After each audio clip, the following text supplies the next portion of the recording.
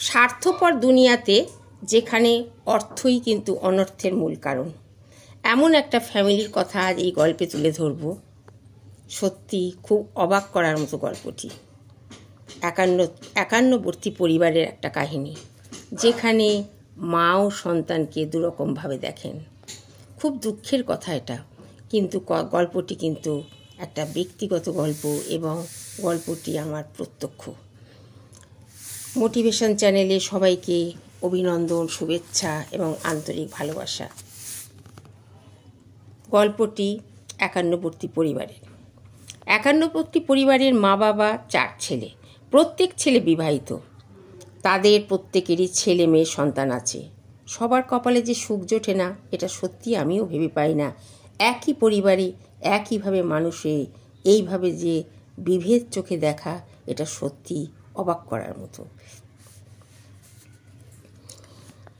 একটা পরিবারে মাথা তার পিতা আর কর্তৃত্ব করছেন তার মা, কিন্তু তিনি যে বিচার করছেন সেটা বলার বিষয় এই ভিডিওতে। আমরা জানি সব সন্তান মায়ের কাছে কিন্তু সমান। এখানে কিছু বৈচিত্র্য লক্ষ্য করা যাচ্ছে। 3 ছেলে সুপ্রতিষ্ঠিত সরকারি চাকরি করে। তাদের বউদের বিশাল ব্যয়বহুল জীবন। আর ছোট ছেলে বাড়ি বাড়ি পড়ায়, টিউশন করে। কিন্তু সে পড়াশোনায় যথেষ্ট ভালো হলেও তার কপালে ভালো চাকরি জোটেনি। একটি গরিবের মেয়েকে সে ভালোবাসে। তার মন খুব নরম। সে টিউশন করে যা পয়সা পায় সংসারে খুব কমই দেয়, বাকি টাকা অসহায়দের পেছনেই খরচা করে। তার স্টুডেন্টদের কে কার বই নেই, কার জামা কাপড় নেই, কে বাড়িতে খেতে পাচ্ছে না, এইসব দেখে দেখে বেড়ায়।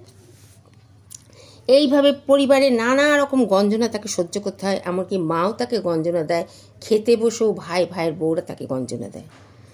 যে মেয়েটি গরিব মেয়েটিকে সে ভালোবাসে, তাদের পরিবারও খুব দুরবস্থা। মেয়েটি একদিন তাকে বিয়ে করতে বলে। সে বলে, এখন এই অবস্থায় বিয়ে করলে আমাকে বাড়িতে বড় গঞ্জনা দেয়, তোমাকে কোথায় নিয়ে যাব? কিন্তু সে বলে, আমার বাবা মা আমাকে আর পারছে না, খালি বলে তুই বেরিয়ে যা, চলে যা। একদিন ছেলেটি আর কোনো উপায় না দেখে মেয়েটিকে বিয়ে করে এবং বাড়িতে নিয়ে এসে তোলে। দরজায় কড়া নাড়তেই মা এসে দরজাটি খুলে দেয়। দেখেন তার পাশে একটি মেয়ে দাঁড়িয়ে আছে, হাতে শাঁকাপলা পরা আর কপালে সিঁদুর। জিজ্ঞাসা করতে, কে, কি জাত, কোত্থেকে নিয়ে এলি? বাপন, ছোট ছেলেটির নাম বাপন। বাপন বলে, মা এই আমার স্ত্রী। এক্ষুনি তুই বাড়ি থেকে ওকে নিয়ে চলে যা। বাড়িতে তুই ঢুকতে পাবি না। প্রথমত বাড়িতে কোনো ঘর নেই, তোর জন্য কোনো ঘর নেই। তুই একে নিজেই রোজগার করিস না, আবার আরেকটিকে নিয়ে এসছিস সাথে করে। তোর বাড়িতে কোনো জায়গা নেই, মা বলে। চিৎকার চেঁচামেচিতে বাড়ির সবাই চলে আসে, এমনকি ছোট ছোট বাচ্চাগুলো চলে আসে। ছুটে এসে তারা বাপনের স্ত্রীকে জড়িয়ে ধরে। বা ঘরের মধ্যে শ্বশুর অসুস্থ অবস্থায় শুয়েছিলেন। তিনি অতি কষ্টে বাইরে এসে বললেন, যা হবার হয়ে গেছে, তুমি আমাদের ঘরটা ওকে দিয়ে দাও। সবাই চিৎকার করে বলে, কোনো ঘর দেওয়া হবে না। কিন্তু যথারীতি সিঁড়ির তলায় তাদের জায়গা হয়। এইভাবে চলতে থাকে দিনের পর দিন। মেয়েটি সংসারের সমস্ত কাজ করে মুখ বুজে, সহ্য করে অনেক গঞ্জনা লাঞ্ছনা।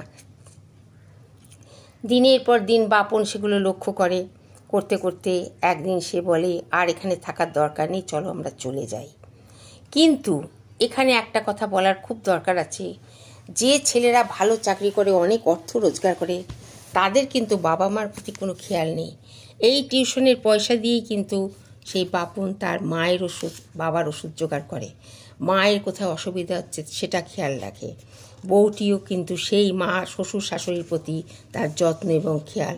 শাশুড়ি কিন্তু সেটা বুঝতে পারে, কিন্তু শাশুড়ির কোথায় যে কোন অসুবিধা সেটা বুঝতে পারা এখানে যাচ্ছে। কারণ বাবা অসুস্থ, টাকা পয়সা নেই, দুজনা কার ঘাড়ে গিয়ে পড়বে। ছোট ছেলের হয়ে যদি কথা বলে তাহলে তাদের আর দেখবে না, তারা হয়তো খেতেই পাবে না। এই একটা ভয় মায়ের মধ্যে কাজ করত। তবুও এখানে একটা কথা বলি, মায়ের এই ভয়টা থাকা কখনোই উচিত না। কারণ ছোট ছেলেটি, তারও তো ছোট সন্তান, তার প্রতিও তো মায়ের কর্তব্য আছে। সে তো খুবই ভালো ছেলে। একদিন প্রচণ্ড একটা অশান্তি হলো, অর্থ হয়ে গেল অনর্থের মূল। ভাইরা ছুটে এসে তাকে বলল, টাকা পয়সা কন্ট্রিবিউট করতে পারিস না, এখানে থাকিস কি করতে, দুজনে মিলে খাচ্ছিস 4 বেলা করে, তোরা বাড়ি থেকে চলে যা। তোরা যদি বাড়ি থেকে না চলে যাস তাহলে এই বাড়ির ভাগ আমরা নেব, নিয়ে আমরা এই বাড়ি থেকে চলে যাব। এই মতো অবস্থায় মা খুব কাঁদতে লাগলো, বাবা খুব কাঁদতে লাগলো। ছোট ছেলেটি তার স্ত্রীকে নিয়ে বেরিয়ে যাব বলে রেডি হচ্ছে, এমন সময় তার মা এসে তাকে বলল, তুই যাস না, ওরা চলে যাচ্ছে, চলে যাক, আমার ওদের আর দরকার নেই, এই বাড়ি আমি তোকেই দেব, তুই থাক তোর বউকে নিয়ে, তোকে আমি ভালোবাসি, তোর অবস্থার কথা ভেবে তোকে আমি বারবার খোঁটা দিয়েছি ঠিকই, কিন্তু তুইও আমার সব সন্তানের মতোই আমার মনের অন্তরেই রয়েছিস।